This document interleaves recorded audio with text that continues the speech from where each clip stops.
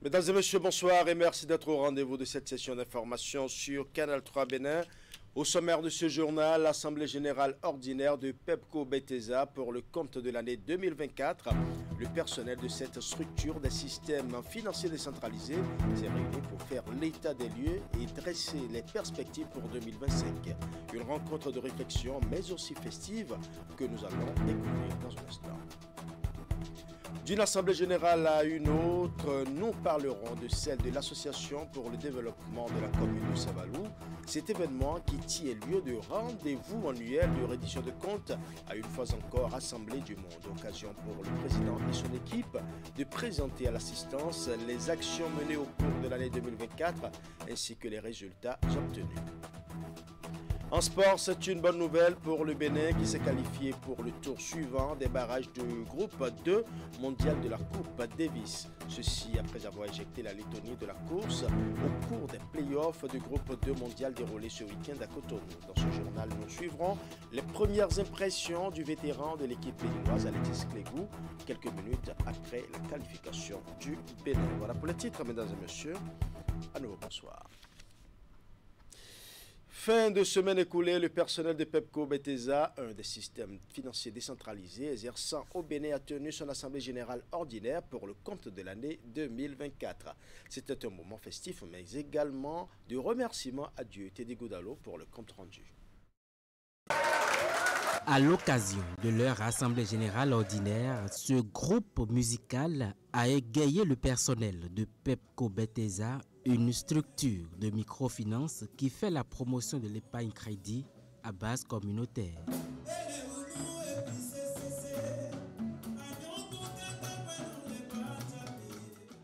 La rencontre est marquée par plusieurs séquences de prières et surtout de remerciements à Dieu. C'est une grâce et un privilège pour chacun de se retrouver face à de nouveaux défis. C'est aussi ce qui donne un réel sens à notre existence et je crois fermement par la foi que ces nouveaux défis seront tous relevés par la grâce de l'Éternel, celui avec qui nous ferons certainement des exploits. Nous souhaitons et nous vous disons que la direction générale adopte le leadership qui est basé sur la crainte de l'Éternel, sur l'amour, un leadership qui propulse et qui donne de la valeur à l'homme. C'est un moment de reconnaissance des efforts de tous les maillons qui œuvrent pour l'éclosion de cette société créée en mai 2013. En tant que microfinance, la mission première de Pepco Bethesda est d'améliorer les conditions de vie des populations vulnérables en leur offrant des services financiers et non financiers solidaires de qualité. Nous avons réalisé à fin 2024 de résultats très résilient avec l'aide de l'Éternel, même si tous les objectifs ne sont pas atteints à 100% comme on l'aurait souhaité. Cependant, nous voudrions rendre grâce à l'Éternel des amis pour son assistance. L'Éternel nous a encore fait grâce et le renouvellement de sa bonté et de sa miséricorde en ce jour est une preuve tangible de cela. À ce jour, Pepco Bethesda compte environ 70 agences sur le territoire national. C'est la deuxième plus grande microfinance au Bénin en termes de collecte d'épargne et troisième en termes de placement de crédit. Panel de discussion sur les enjeux des énergies renouvelables au Bénin. C'est une initiative de l'Association interprofessionnelle des spécialistes des énergies renouvelables. Une sortie médiatique qui s'inscrit dans la logique de la Journée internationale des énergies propres qui prône la sensibilisation et la mobilisation en faveur d'une transition juste et inclusive vers les énergies propres au bénéfice des populations.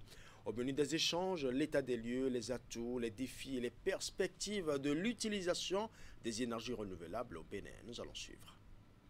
Les énergies renouvelables au Bénin. Cette entrevue médiatique prend son point d'appui sur la célébration décalée de la Journée internationale des énergies propres du dimanche 26 janvier dernier. L'Association interprofessionnelle des spécialistes des énergies renouvelables a décidé de marquer l'événement en faisant découvrir à la faveur de ce panel la vérité sur l'état des lieux des énergies renouvelables au Bénin. Aujourd'hui, je pense que nous sommes dans une ère de maturité technologique où les équipements sont au point, les modules photovoltaïques.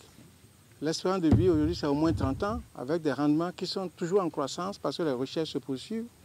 Nous avons des batteries de nouvelle génération dont la durée de vie dépasse les 15 ans. Et donc, il y a de l'espoir en termes de fiabilité opérationnelle au niveau des équipements. Donc, la maturité aujourd'hui, c'est un acquis. Avec Faustin Dahito, précurseur de l'introduction des énergies renouvelables au Bénin, et sur cette trace, Léonide Saint-Saint, la confiance s'installe progressivement chez les consommateurs qui peuvent désormais s'assurer un confort de vie côté énergie. Aujourd'hui, même en ville, il y a des propriétaires de maisons qui investissent des grands montants pour sécuriser au niveau énergétique leur immeuble. Cependant, les défis à relever dans le secteur sont de plusieurs ordres et requièrent des acteurs plus d'initiatives. Les défis sont présents et pressants. Aujourd'hui, les formes d'énergie renouvelable sont encore minoritaires dans leur rapport au niveau national. Mais ce qu'il est intéressant de constater, c'est toute la dynamique que le secteur privé apporte. Et c'est aussi pour nous, d'un point de vue stratégique, de constituer un tissu d'entreprise de plus en plus important pour accompagner la vision aujourd'hui dans laquelle s'inscrit le pays, qui a très bonne presse à l'international en ayant une économie, un volet social et en ayant un volet aussi, je dirais, plurisecteur qui soit de plus en plus vert. Dans la dynamique de l'innovation stratégique, l'Association interprofessionnelle des spécialistes des énergies renouvelables entend également promouvoir la production de l'hydrogène vert. Construire des routes tout en formant des jeunes au métier du BTP, entendez bâtiments et travaux publics. C'est la nouvelle trouvaille de la Société des infrastructures routières et de l'aménagement du territoire SIRAT. Ainsi, dans le cadre de l'exécution du projet d'aménagement et de bitumage de la route Djougou, Peonko, Kérou, Baninkoara, plus de 200 jeunes ont bénéficié d'une formation qui entre dans la composante C du programme Employabilité des jeunes au métier du BTP. Après une première vague de 110 jeunes en 2022, la seconde vague des jeunes formés a été libérée le jeudi 30 janvier dernier. Ceci à la faveur d'une cérémonie de présentation et de remise d'attestation de fin de formation à Parakou. Nous allons suivre. Le programme est financé par la BAD, la Banque africaine de développement, et a permis de former 109 jeunes, dont 44 femmes, pour le compte de cette deuxième composante. Du 29 novembre 2024 au 29 janvier 2025, ces jeunes se sont vus aguerris dans divers métiers du BTP, dont entre autres la maintenance générale des machines et équipements motorisés, la soudure, l'électricité auto ou encore l'entretien routier. Chers diplômés, les enseignements que vous avez reçus vous ont permis d'acquérir des aptitudes et des compétences optimales grâce au centre de formation ici présent et de les faire valoir sur le marché de l'emploi. Pour arriver à cela, vous avez dû faire preuve de détermination, de persévérance, de passion tout au long de la formation. Vous avez acquis des compétences techniques, mais aussi des compétences pratiques qui vous permettront de contribuer activement au développement du secteur du BTP. Ces 2 mois de formation ont été assurés par le groupement CRF du Togo et CFTTP du Bénin. Les jeunes ont par ailleurs bénéficié de compétences transversales dans les domaines de l'hygiène, de la sécurité et de l'environnement. Chères entreprises, c'est pour vous dire qu'il y a un vivier qui a été formé dans le cadre de ce projet. Nous vous invitons à faciliter leur insertion professionnelle. Les jeunes ont envie d'apprendre le métier, mais ils n'ont pas les moyens. C'est en cela que nous louons, franchement, les autorités béninoises d'avoir autorisé qu'une partie des prêts qu'ils contractent pour la réhabilitation d'une route soit consacrée à la formation de la jeunesse. Les jeunes formés se disent prêts à faire valoir leurs compétences. La formation dont nous avons bénéficié a édifié en nous des connaissances qui font de nous aujourd'hui des personnes aguerries et prêtes à se vendre sur le marché de l'emploi. Ça, c'est vraiment un truc à encourager. L'entreprise Colas, dès la prise des nouvelles activités, va faire le nécessaire pour piocher dans ses ressources pour travailler sur ces différents chantiers. La remise d'attestations aux bénéficiaires et une photo de famille ont mis fin à la cérémonie. La communauté internationale a célébré le 28 janvier dernier la journée de protection des données personnelles. C'est une invite à favoriser la culture de la confidentialité et de la sécurisation des données qui s'étendent de la direction aux employés de première ligne. Et c'est dans ce cadre que Maître Luciano Nkonu a été reçu dans l'une de nos éditions. Le président de l'autorité de protection des données personnelles du Bénin a expliqué l'importance de cette journée et surtout comment protéger ces données personnelles. Voici un extrait de ses propos. Il est extrêmement important de protéger les données personnelles dans la mesure où l'usurpation donc de données peut entraîner des conséquences graves sur la vie d'une personne. Par exemple, si vous êtes sur les réseaux sociaux et que vous publiez vos photos comme on peut des fois le constater de façon intempestive et sans prendre certaines mesures, on peut prendre vos photos et vous attribuer peut-être des propos qui ne sont forcément pas de vous. Pour donner par exemple cet exemple. D'où l'intérêt de protéger les données personnelles pour s'éviter des ennuis qui peuvent des fois être très graves. Alors, si le risque est si élevé, comment doit-on protéger ces données personnelles? Alors, les données, il s'agit justement d'abord de comprendre pourquoi il faut les protéger. C'est ce que je disais un peu plus tôt.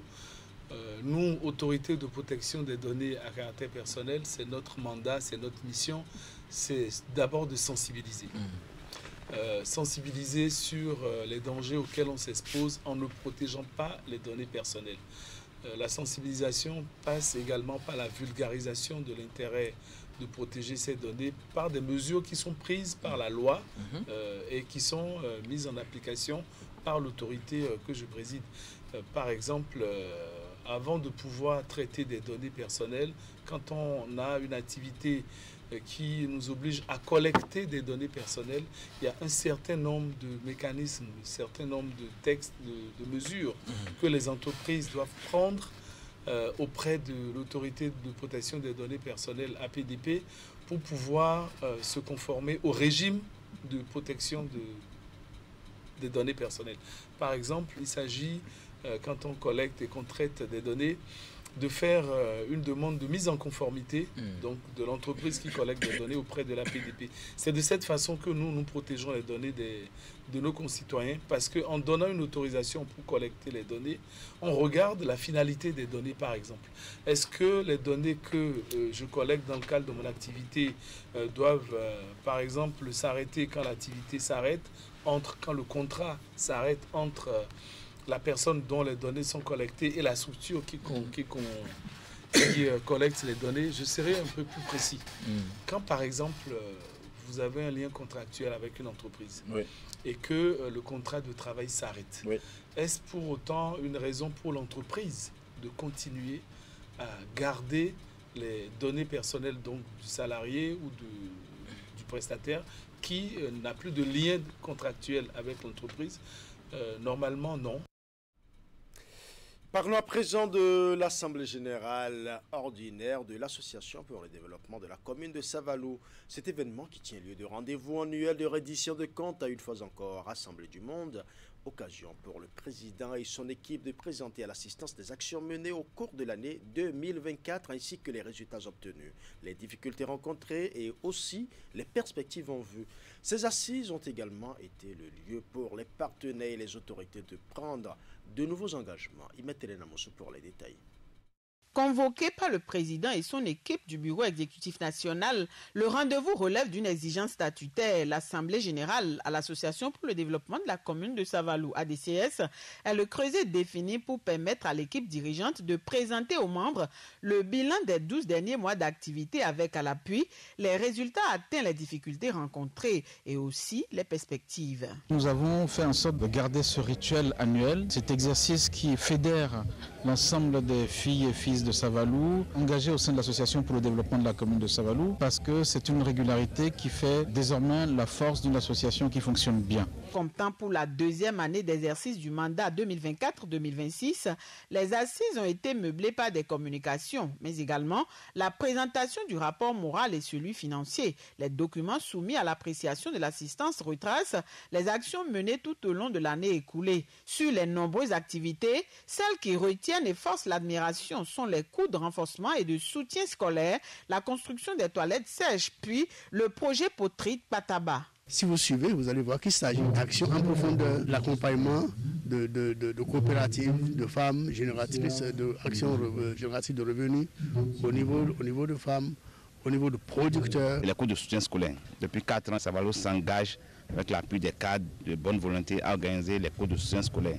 Et les résultats sont là tangibles. Vous voyez, le maire nous a donné 2 millions pour accompagner les cours de soutien scolaire au titre de cette année. Donc cela montre une dynamique entre action de développement, mairie et le palais royal. Satisfait des prouesses réalisées, dans les interventions, beaucoup n'ont pas aussi manqué de souligner que des efforts restent à faire, tout en félicitant Conrad Baguidi et son équipe. Cadres, autorités et partenaires présents ont encore rassuré de leur soutien pour la poursuite de l'aventure. Cette année, les 14 arrondissements de la commune seront couverts et chaque arrondissement aura ses toilettes sèches agroécologiques publiques. Et notre idée maintenant, c'est de passer à des projets d'accompagnement des quartiers où on s'est installé avec les toilettes, à travers de différentes thématiques. En perspective, tout en préservant les acquis, le bureau présidé par Conrad Baguidi ambitionne, en plus d'autres projets conçus et partagés avec l'assistance, de mener des campagnes de sensibilisation pour reconquérir le cœur des filles et fils de la commune. Il entend également inventer des moments et sujets de construction et de développement autres que les rendez-vous habituels. Dans le département du Mono, les travaux de la première session du Conseil départemental de concertation et de coordination au titre de l'année 2025 ont été couplés avec ceux de la conférence administrative départementale. Des travaux consacrés à plusieurs sujets, notamment l'évaluation des communes dans l'exercice de mobilisation des ressources propres. Le préfet du Mono nous fait ici le point des échanges à l'issue des travaux. Vous savez que le département du Mono a fait de la mobilisation des ressources propres l'indicateur phare devant nous permettre d'apprécier la forte implémentation de la réforme structurelle du secteur de la décentralisation. Cette année, nous avons encore réédité l'exercice. Malheureusement, vous avez pu constater avec nous que les communes qui se sont illustrées l'année dernière comme premières sont cette année celles qui sont restées à la traîne. Une seule commune a pu obtenir la moyenne de 50%. Il s'agit de la commune de Bopa qui a obtenu 54%. Les autres sont loin derrière. Pour nous, ce n'est pas un bon résultat. Cela ne traduit pas l'engouement, l'engagement et tout le sacrifice que la tutelle consent en complicité avec les services déconcentrés de l'État pour appuyer nos communes. Lorsque nous rentrons dans les détails de ces résultats, nous notons une très forte négligence des aspects administratifs devant encadrer l'indicateur de mobilisation de ressources propres. Et à l'exercice, nous nous sommes rendus compte que derrière cette image apparente de volume que nous avons pu constater, qu'il y a beaucoup de faiblesses qu'il faille combler. Nous avons dit l'essentiel à chaque acteur. Chaque acteur est reparti ici conscient de ses faiblesses, de ce qui est attendu de lui en termes d'investissement personnel, mais aussi collectif pour 2025, afin qu'à la prochaine évaluation, nous puissions avoir un tableau plus reluisant. La bibliothèque du Keb, Fondation Vallée de Latitengo, dispose désormais d'un cadre somptueux pour la recherche scientifique et l'innovation technologique. C'est un bâtiment de type R+2, entièrement équipé et gracieusement offert par la Fondation Vallée de France. La cérémonie d'inauguration de l'édifice dans cet élément. C'est un bâtiment de type R+2 qui est majestueusement érigé à la bibliothèque du Caeb, Fondation Vallée de Latitengo. Construit spécialement pour la documentation et la recherche scientifique dans l'intelligence artificielle sur financement de la Fondation Vallée de France, cet édifice de dernière génération entièrement équipé abrite 2 salles de lecture spécialisées, un laboratoire d'intelligence artificielle et bien d'autres espaces multifonctionnels. Chers écoliers, chers élèves, chers étudiants, Ce lieu est le vôtre. C'est ici que vous trouverez les idées qui feront germer vos rêves. C'est ici que vous apprendrez que toute grande réussite commence par une idée qui jaillit d'un livre et se transforme en action. Je tiens honnêtement et sincèrement à remercier la Fondation Vallée. C'est en 2011 que la bibliothèque du CAEB, Fondation Vallée de Nati Tengou, a vu le jour, permettant depuis lors à des milliers d'usagers d'accéder aux livres divers et variés exposés dans 2 centres de lecture et un espace informatisé de recherche. En érigeant ce joyau architectural dans cette bibliothèque, la Fondation Vallée entend ainsi aller plus loin dans sa mission traditionnelle. Cette bibliothèque est une bibliothèque qui se veut moderne aux normes internationales, mais qui, à l'image de la cérémonie de ce matin, se veut ancrée dans la culture et dans les traditions du Bénin et en particulier de l'Atakora. Cette bibliothèque n'a pas été faite pour promouvoir des pratiques sexuelles qui sont contestées dans notre pays. Elle est là pour permettre à tous nos jeunes frères d'aller au-delà de ce qui est donné à l'école.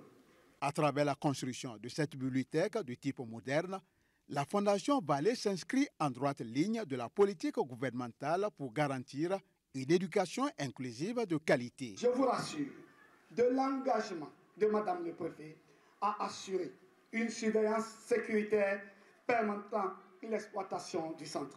Véritable sanctuaire et incubateur du savoir et de l'innovation technologique, cette bibliothèque de dernière génération permettra à coup sûr de faire renaître le goût de la lecture et de la recherche scientifique au sein de cette couche juvénile.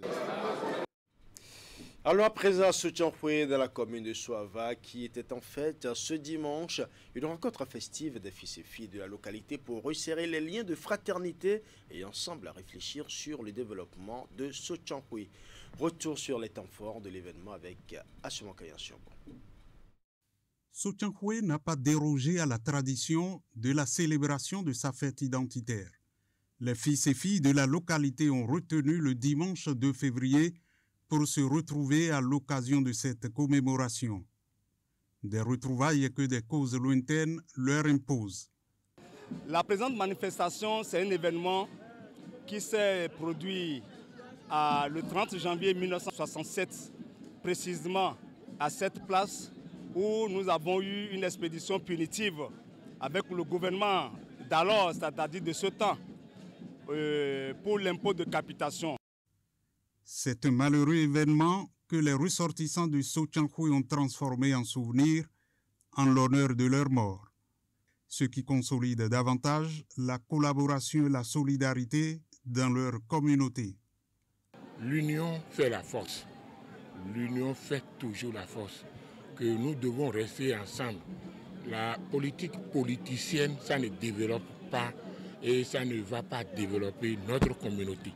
Après l'événement de 1967, l'Église catholique s'était portée à leur secours par le biais de celui qui deviendra plus tard cardinal Bernardin Gantin. Il avait alors offert des vivres aux populations et construit un module de classe pour les soulager. Aujourd'hui, ils sont donc convaincus que cela participe du développement de leur localité, en plus de ce que fait le gouvernement. Chaque année, nous le faisons. Nous avons mis en place en même temps le développement. Parce qu'un événement malheureux peut amener à un développement. Ça nous permet de nous connaître. Ceux qui sont de la diaspora, ceux qui sont sur place, nous nous retrouvons et nous réfléchissons pour le développement de notre localité. Après tout ce que l'Église a fait, le gouvernement est venu nous appuyer aussi.